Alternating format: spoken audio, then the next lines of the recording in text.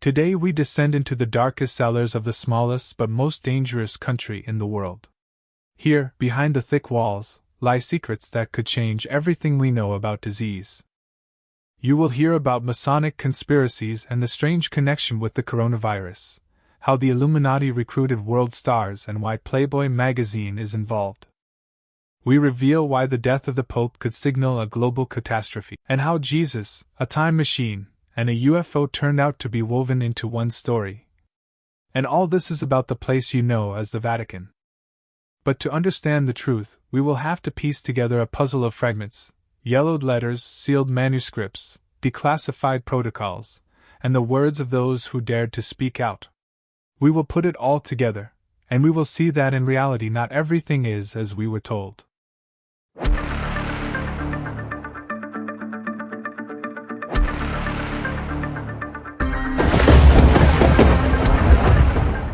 Secret world government. There are stories that are more convenient to keep quiet about. Legends that are passed down in whispers so as not to leave a trace.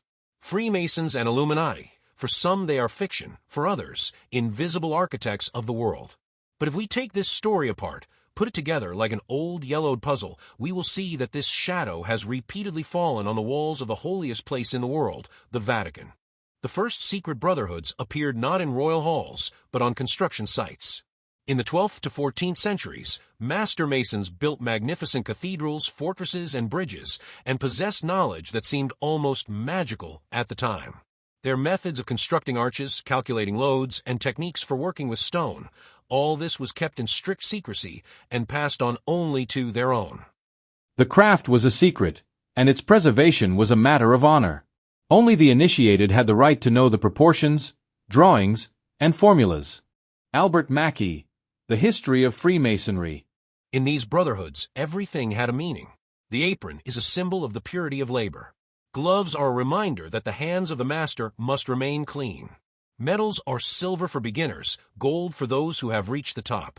And the main symbol is a compass in a triangle.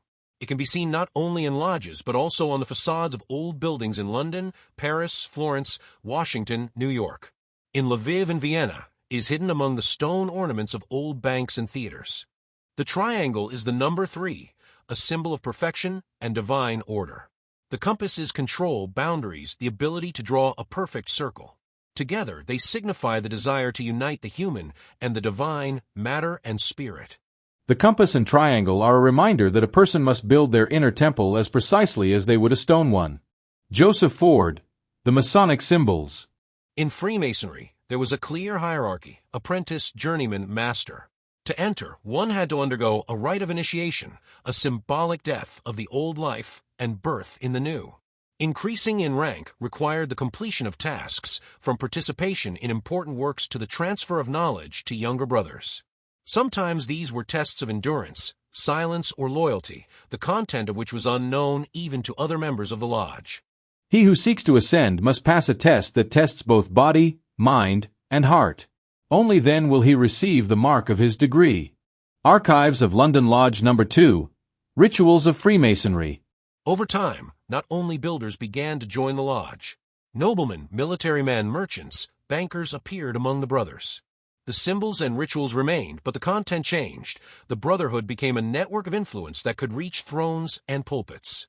And it was then that rumors turned into legends about a world government that controls wars, the economy, and even religion. In the 1970s, Italy was rocked by a scandal. The P2 Lodge had members among politicians, generals, businessmen, and those who worked with the Vatican Bank. The investigation showed that funds associated with this lodge were channeled through the Institute for Religious Affairs. This was no longer a legend. These were documents that were laid on the table of Parliament. Lodge P2 created a system of influence that united political, financial, and religious institutions. Parliamentary Report, 1984. Illuminati, Vatican, 3 worlds intersecting in the shadows. This is just the first piece of the puzzle that we will continue to put together. And the more pieces we find, the scarier it will be to see the whole picture. Archives that have no right to exist.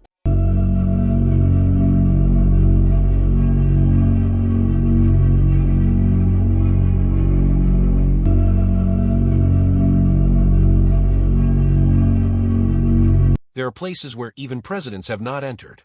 Places where you can't take pictures, record, or even make notes without permission. This is not a military base or a Secret Service bunker. This is the Vatican Secret Archives.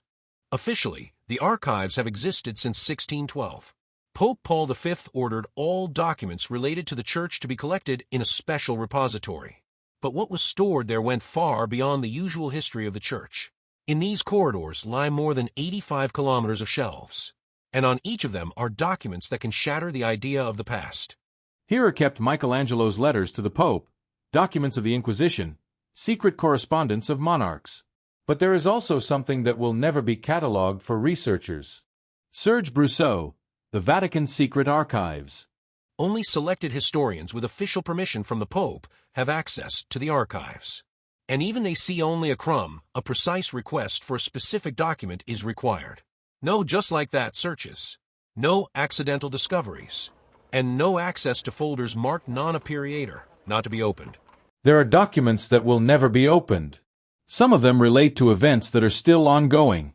Archivist Interview 2010. Theories include documents about the trial of Galileo, the Church's ties to the Nazis, and descriptions of the time mirror, a device that supposedly allows one to see the past and the future.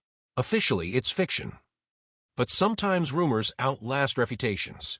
In the 1970s and 1980s, an investigation by the Italian Parliament revealed that some individuals associated with the Masonic Lodge P2 had access to the Vatican's financial structures. And while there's no direct evidence of the lodge's influence on the archives, the shadows on the walls sometimes seem all too familiar. The relationship between P2 and Vatican structures turned out to be deeper than expected. Parliamentary Report, 1984. We know that the Freemasons have their symbols and rituals. We know that the Vatican holds documents that even the most respected historians will not be allowed to see. And these two paths intersect. The only question is, will we have the courage to go further? Today, this word is synonymous with a global conspiracy. It flashes in music videos, films, and headlines. But the real Illuminati were different, and not at all what conspiracy theorists imagine them to be. On May 1, 1776, Adam Weishaupt, a professor of canon law, founded the Order of the Illuminati. Its purpose was not mystical, to combat superstition and tyranny, and to promote science and equality. The order began with a few students, but it quickly spread into the scientific and political circles of Europe. Our task is to free humanity from the shackles of superstition and tyranny. Weishaupt's letter, 1778. Ranks minerals disciples, lesser and greater Illuminati, than the top of the convention. Each level had its own signs, colors, and metal objects. The triangle with a compass is borrowed from Freemasonry, but with a new meaning. The Masons have moral boundaries and divine order. The Illuminati have a mind that encompasses the world and a tool for changing reality. The promotion required intellectual and psychological tests, ciphers, a night of darkness, letter delivery, and political assignments. He who fears the darkness is not worthy of the light. Illuminatus Protocols. Reconstruction by P. Merkel. In 1784, Elector Karl Theodor banned the Illuminati under pressure from church circles. Some members were persecuted, their documents confiscated. But the legend was just beginning. Rumors claimed that the order had gone underground. Today, the Illuminati is more of a brand and a convenient legend. But their symbols are still found on old banks, universities, and city coats of arms, a vestige of ideas that have outlived their original structures. The intersection of secret paths in the Vatican. To understand why the Vatican is the center of most conspiracy theories, you have to go where few are allowed. Archives with documents spanning more than a millennium and halls where deals are sealed with silence. 85 plus kilometers of shelving. Michelangelo's letters, Templar trial materials, Inquisition records, diplomatic treaties. Access is only available to documents older than 75 years. We have no secrets. There are just documents that are not yet ready to be shown. Sergio Pagani, Archivist, 2012. Pope Clement XII excommunicated the Freemasons with the Bull in Eminenti, 1738. The reason was the threat of influence of closed societies on morality and politics. In the notes of the 18th century, contacts of clerics with the Illuminati are mentioned, the basis for legends about the double game. In the patterns, triangles, rays, compositions that echo the Masonic aesthetics. Officially, Baroque motifs. For symbol hunters, hints that everything is nearby. 3 unique properties, a spiritual center for 1 billion people, statehood with diplomacy, and the largest historical archive. The perfect place for what we call mystery. They supposedly store texts that could change history, alternative gospels, maps of forbidden territories. There is no confirmation, but the very possibility keeps the legend alive. A node on the world map, where faith, archive, and diplomacy converge. That's why all the threads return here. The Templars, from holy warriors to servants of darkness. 1119. 9 French knights swear to protect pilgrims.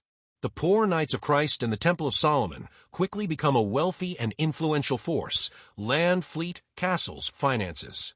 A clear hierarchy from sergeants to master. Initiations with gestures and words known only to the brothers. White cloak, red cross, metal insignia, identification marks. No stranger knows their words and signs, and no brother dares to reveal them. Guillaume of Tyre. On October 13, 1307, King Philip IV orders arrests. Charges: heresy, Baphomet, shadows from the walls. Grand Master Jacques de Molay becomes the main target. Chinon Parchment, published 2007. Pope Clement V pardons Jacques de Molay and the order, removing the charges of heresy.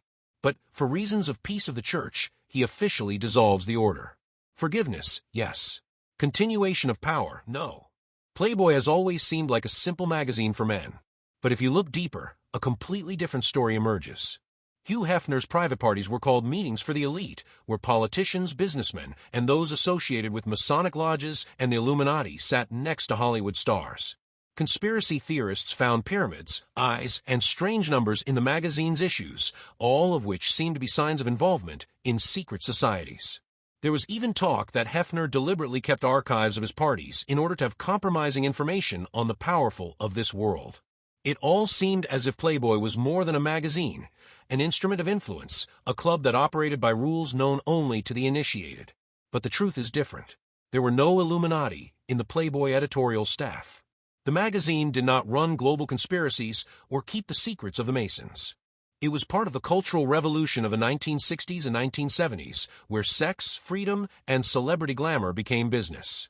Playboy became a symbol of a new era, not of a secret order, but simply of the entertainment industry. We never looked for conspiracies. We just gave people what they wanted most, said Hugh Hefner. When the bells are silent. Every pope's death is like a siren. Why it's seen as a sign of great trouble. Malachi attributes the last pontiff Petrus Romanus and the fall of the city of the 7 hills. Most historians call the text a late forgery, but it fuels fear. The Third Secret of Fatima, published in 2000, is officially linked to the 1981 assassination attempt on John Paul II, but the ambiguity has allowed any death of a pope to be considered a sign. Bar chart reality: after the deaths of Leo XIII, 1903, Pius XII, 1958, John Paul II, 2005, the apocalypse did not happen. There is political turbulence, not the end of the world. 1960s, Friar Pellegrino Ernetti claims to have created a chronovisor, a device that sees the past, including the Passion of Christ. The only photo of Christ matched a theatrical image, no independent confirmation. The legend of the papal decree of prohibition also falls apart chronologically. Vatican Observatory position. The astronomers of the Specola Vaticana do not deny the possibility of extraterrestrial life. Faith and science do not conflict. There are no confirmed secret UFO files in the public domain. Legends about the end of the world, a time machine, and saucers have woven together one story because it is convenient. It contains fear, mystery, and a door marked "Do Not Open." And this door is in the Vatican. We started with the Templars, the white cloak warriors who have officially disappeared. We went through the symbols of the Freemasons, the rituals, the closed doors of the archives. We saw prophecies where the death of the Pope seems to be a signal of disaster. We heard about a time machine that shows Jesus. We looked at the plates on the canvases, which turned out to be the language of iconography. We put all the fragments together and got a picture that is less about the end of the world and more about human imagination. After the dissolution, the Templars dissolved into craft guilds and eventually into Freemasonry. The rituals and signs survive the centuries. The symbol of the compass and square in a triangle is still visible on the facades of London, Paris, New York, and Jerusalem. The 18th century adds a political legend, secret meetings, initiations, the cult of reason. Old documents abound with warnings about the union of the warriors of the temple and the messengers of reason. All under one dome.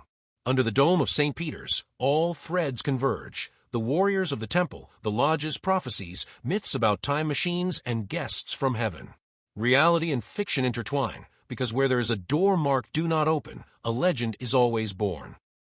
There are things that will be kept in the shadows because the world is not yet ready to see them. Vatican extract. Templars, Freemasons, Illuminati, prophecies of the end, legends of the time machine, and UFOs. Different eras, different stories, but one shadow. We put together the puzzle and saw that all roads lead to a place that does not open the door to the end. The truth is that the Vatican is not the apocalypse button, is a node of faith, politics, and archives. As long as the door remains locked, we will finish the story. And one day someone will dare to turn the key in the lock. And then we will either write a new page of history, or we will see something that will make us want this door to remain closed.